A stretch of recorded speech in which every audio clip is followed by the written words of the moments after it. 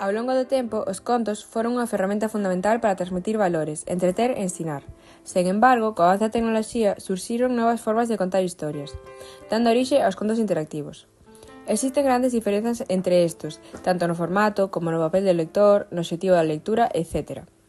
Nos contos tradicionais, o formato soe ser impreso, aínda que tamén pode ser transmitido oralmente.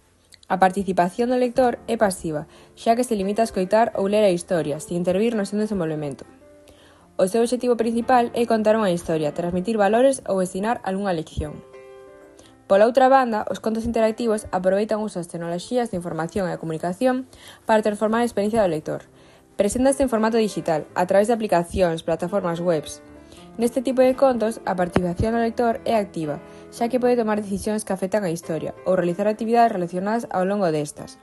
Ademais, estes contos teñen outros obxectivos adicionais, como fomentar a creatividade, o pensamento crítico ou a aprendizaxe mediante esta interacción.